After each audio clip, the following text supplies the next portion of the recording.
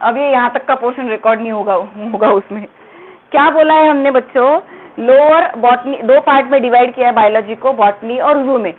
ठीक है, बॉटनी में हम क्या पढ़ते हैं, प्लांट्स की स्टडी करते हैं, जूलॉजी में हम एनिमल्स की स्टडी करते हैं। एनिमल या यूनिसेलर हो या मल्टीसेलर, माइक्रो ऑर्गेनिज्म हो या मैक्रो ऑर्गेनिज्म हो, ह्यूमंस की भी स्टडी हम जूलॉजी में करेंगे। फिर उसके बाद में हमने क्या बात की है कि प्लांट्स को हमने दो पार्ट में डिवाइड किया है, लोअर प्लांट्स और हायर प्लांट्स। लोअर प्लांट्स में हमने अलगी और ब्रायोफाइटा बोला है। अलगी मतलब क्या बच्चों और ब्रायोफाइटा मतलब क्या, ये सीधे सीधे लोअर प्लांट्स है, ये रूट स्टेम और लीव्स में नहीं डिवाइड होते। हायर प्लांट्स के बारे में हमने क्या बोला है बच्चों, टेरिडोफाइटा, जिम्नोस्पर्म और एंजियोस्पर्म, ये हायर प्लांट्स है। क्यों है, क्योंकि ये रूट स्टेम और लीव्स में डिवाइड हो रहा है। यहाँ पे वस्कुलर सिस्टम प्रेजेंट होती है। वस्कुलर सिस्टम मतलब जाइलम और फ्लोएम। जाइलम के अंदर वाटर और मिनरल को स्टोर किया जाता है और फ्लोएम के अंदर फूड को स्टोर किया जाता है। ये इंफॉर्मेशन हम पढ़ चुके हैं। नाउ अब देखते हैं अबाउट दी सेल्स। अब बताओ कि अगर कोई ऑर्गेनिज्म लिविंग है तो उस लिविंग ऑर्गेनिज्म के अंदर क्या प्रेजेंट होगा किसी ऑर्गेनिज्म को डेवलप कराने के लिए। तो सबसे इंपॉर्टेंट टॉपिक है सेल। सेल है तो हम हैं, राइट। हमारे बॉडी का जो ब्रिस्क बोलते हैं ना, ब्रिस्क विटा, जिसके भरोसे हम घर को बनाते हैं, जैसे घर बांधने के लिए एक ब्रिस्क की जरूरत है, वैसे ही हमारी बॉडी को बनाने के लिए सेल की जरूरत है। ठीक है, तो cell is a very much important part of living organism. सारे लिविंग ऑर्गेनिज्म, ये यूनिसेलुलर रहे या फिर मल्टीसेलुलर रहे। यूनि का मतलब आपको पता है, यूनिसेलुलर का मतलब क्या, जिसके बॉडी में सिर्फ सिंगल सेल प्रेजेंट होगा। ठीक है, मल्टीसेलुलर का मतलब क्या, मल्टीसेलुलर का मतलब क्या, जिसकी बॉडी मेनी सेल से बनेगी, मेनी सेल से बनेगी, उसे हम मल्टीसेलुलर बोल देंगे, राइट। अब यूनिसेलुलर का देखो एक एग्जांपल, सीधा एग्जांपल, एक म्यूकर दिया था लास्ट टाइम, आई थिंक आपके बुक में म्यूकर है ना, 10th के सिलेबस में। वैसे तो बच गए तुम लोग, आई थिंक मेरी आप लोगों की पढ़ाई हो चुकी होंगी 10th की, सिर्फ एग्जाम बचे थे, राइट ना। पढ़ाई हो चुकी थी, सिर्फ एग्जाम आना बाकी था। चलो एटलीस्ट पढ़ तो लिया है। तो म्यूकर आपके बुक में एग्जाम्पल है बच्चों, 10th तक म्यूकर का नाम हमने आप लोगों ने सुना है। तो म्यूकर कैसे होता है, देखो इस तरीके से, ये हाइफी होती है इसकी, ये नीचे माइसेलियम, और ये इस तरीके से ग्रो करता है, याद है ना। म्यूकर ऐसे होता है ना, ये पूरी एक सिंगल सेल है, पूरी सिंगल सेल है, कोई डिवीजन नहीं है। तो ये हो गया यूनिसेलुलर ऑर्गेनिज्म। अगर मल्टीसेलुलर की बात करें तो मल्टीसेलुलर में तो बहुत सारे सेल कंबाइन होकर ऐसी बॉडी बनेगी, 1 cell, 2 cell, 4 cell, 5 cell, 10 cell, ऐसे सेल कंबाइन होकर मल्टीसेलुलर बॉडी बनेगी। तो जहां पे बॉडी, किसी ऑर्गेनिज्म की बॉडी अगर सिंगल सेल से ही पूरी डेवलप हो चुकी है तो उसे हम बोलेंगे यूनिसेलुलर। तो चलो एक बात, फिर मैंने आप लोगों को एक बात भी बताई थी, मेल और फीमेल है, इसका फ्यूजन होता है और जाइगोट बनता है, याद है आप लोगों को, जाइगोट बनता है बताया था। अब बताओ जाइगोट क्या है, यूनिसेलुलर है या मल्टीसेलुलर है। जाइगोट यूनिसेलुलर है ना, जाइगोट यूनि है, ये सिंगल सेल है।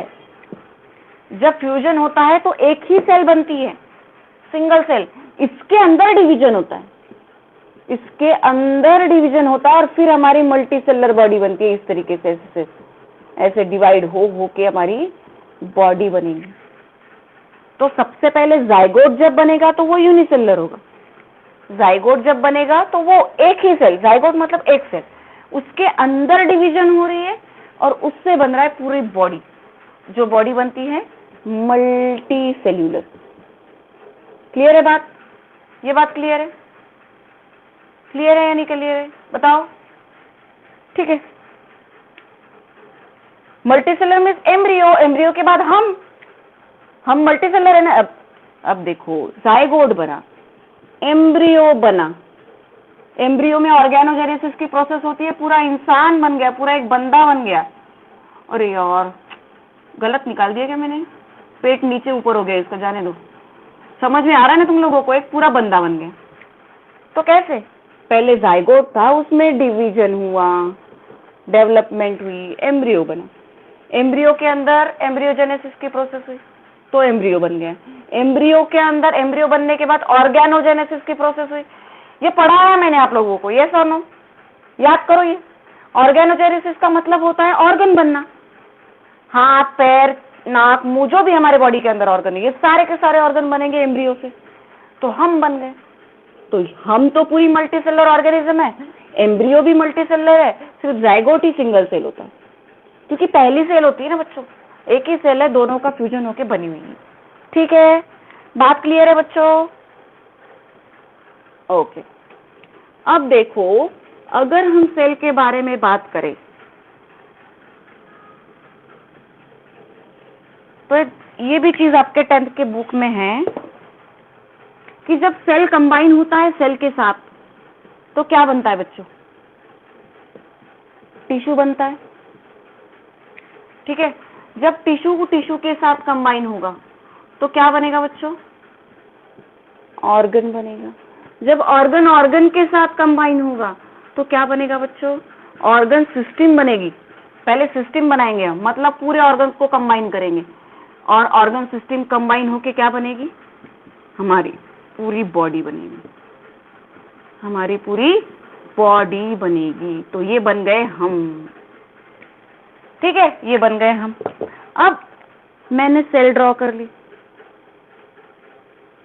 ये न्यूक्लियस है। न्यूक्लियस के अंदर कौन सा फ्लूइड होता है बच्चों? बताओ। न्यूक्लियस के अंदर क्या भरा होता है? न्यूक्लियोप्लाज्म, राइट ना? न्यूक्लियस के अंदर न्यूक्लियोप्लाज्म, याद करो। और इसके अंदर निकालेंगे हम डीएनए, लाइक दिस। अंदर डीएनए भी है अंदर। फिर इसके साथ में कौन प्रेजेंट होता है? दोनों साथीदार प्रेजेंट होते हैं, ये प्रोटीन। याद है या नहीं याद है? और इस फ्लूइड को हमने नाम दिया था, ये दोनों को कंबाइन करके नाम दिया था न्यूक्लिक एसिड।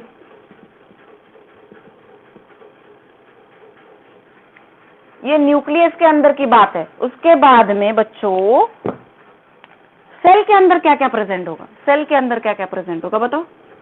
माइटोकॉन्ड्रिया प्रेजेंट होता है। चलो ऐसे ऐसे ड्रॉ कर रही हूं मैं। माइटोकॉन्ड्रिया प्रेजेंट होगा, लाइसोसोम प्रेजेंट होगा, गोल्जी बॉडीज प्रेजेंट होगी। ऐसी दिखती है ना गोल्जी बॉडीज, ठीक है, ये गोल्जी बॉडीज प्रेजेंट होगी। ठीक है, फिर राइबोसोम प्रेजेंट होगे, ये इस तरीके से राइबोसोम प्रेजेंट होगे। ये सारे सेल ऑर्गेनेल आजू बाजू में प्रेजेंट है। क्लोरोप्लास्ट प्रेजेंट होगा। क्लोरोप्लास्ट याद है, ऐसे ऐसे दिखता है। डायग्राम थी कि लास्ट ईयर तुमको लोगों को? डायग्राम थी लास्ट ईयर। ये क्लोरोप्लास्ट है। अब ये सारे के सारे सेल ऑर्गेनेल सेल के अंदर भरे हैं, सेल के अंदर भरे। अब ये यहाँ पे जो फ्लूइड पड़ा है, अंदर का जो फ्लूइड होता है, इसे क्या बोलते हैं बच्चों? अंदर जो फ्लूइड भरा पड़ा हुआ है इसे क्या बोलेंगे बताओ? अंदर जो फ्लूइड है, ये साइटोप्लाज्म बोलेंगे। साइटोप्लाज्म। तो आज हम पढ़ने वाले हैं साइटोप्लाज्म और न्यूक्लियोप्लाज्म को कंबाइन करके जो फ्लूइड बोला जाता है उसे बोला जाता है प्रोटोप्लाज्म। ध्यान में रखना ये वर्ड, ये बहुत बार आएगा आपको। प्रोटोप्लाज्म का मतलब क्या कि सेल के बाहर जो फ्लूइड, न्यूक्लियस के बाहर जो फ्लूइड पड़ा है जिसे हम साइटोप्लाज्म बोलते हैं, और न्यूक्लियस के अंदर जो फ्लूइड पड़ा है जिसे हम न्यूक्लियोप्लाज्म बोलते हैं, उन दोनों को कंबाइनली बोला जाता है प्रोटोप्लाज्म। उन दोनों को क्या बोलेंगे हम कंबाइनली? प्रोटोप्लाज्म। क्लियर है इतनी बात? क्लियर है इतनी बात बच्चों?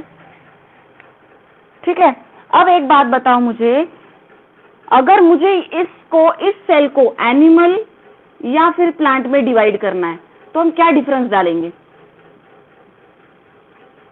अगर मैं बोलूं कि प्लांट और एनिमल सेल दो अलग अलग सेल है, तो इसमें और प्लांट सेल में क्या डिफरेंस होगा? चलो इसे हम कर लेते हैं कंसिडर प्लांट सेल। ये मैंने बना ली प्लांट सेल, ये प्लांट सेल है। तो एनिमल में इसमें से क्या नहीं होगा? सेल वॉल एब्सेंट रहेगी। गुड। अगेन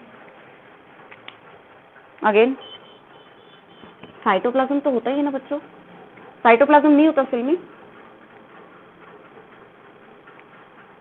फ्लूइड तो होता है ना, सेल के अंदर फ्लूइड प्रेजेंट होता है। ये रेड वाली एनी, मैं क्या बोल रही, क्या बोला आपने? क्या बोला आपने? रिपीट रिपीट रिपीट, मैं कुछ भी नहीं बोल रही हूँ, रिपीट। अरे रिपीट करो कुछ। साइटोप्लाज्म का मतलब देखो, अगर मैं माइटोकॉन्ड्रिया के बारे में बात कर रही हूँ तो माइटोकॉन्ड्रियल फ्लूइड प्रेजेंट रहेगा। मैं कंबाइंडली उसे बोल रही हूँ कि ये फ्लूइड है, ठीक है। अगर कोई माइटोकॉन्ड्रिया के बारे में बात करेगा तो माइटोकॉन्ड्रियल मैट्रिक्स प्रेजेंट रहेगा, लेकिन अंदर जो फ्लूइड प्रेजेंट है वो तो साइटोप्लाज्म ही होगा ना बच्चों, यस और नो? कोई एनिमल के अंदर तुमने साइक्लोसिस की प्रोसेस सुनी है? साइक्लोसिस, साइक्लोसिस किसे बोला जाता है पता है? जो फ्लूइड सेल के अंदर प्रेजेंट है। चलो मैं एक डायग्राम ड्रॉ कर रही हूँ एनिमल सेल की। ये माइटोकॉन्ड्रिया प्रेजेंट है अंदर, ये माइटोकॉन्ड्रिया प्रेजेंट है, ये न्यूक्लियस प्रेजेंट है, और आजू बाजू में पूरे सेल की सेल ऑर्गेनेल प्रेजेंट है, ठीक है। किस में घूम रहे हैं सेल ऑर्गेनेल?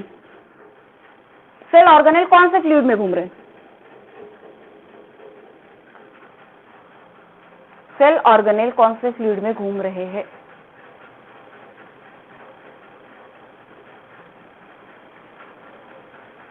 गौरी कौन से सेल, कौन से ऑर्गेनेल, कौन से इसमें फ्लूइड में घूम रहे हैं? बताओ बताओ। सेल, एनिमल सेल में सिर्फ क्लोरोप्लास्ट नहीं प्रेजेंट रहे। क्लोरोप्लास्ट, तुम लोगों ने शायद, गौरी ने शायद क्लोरोप्लास्ट कंसिडर कर लिया है। क्लोरोप्लास्ट,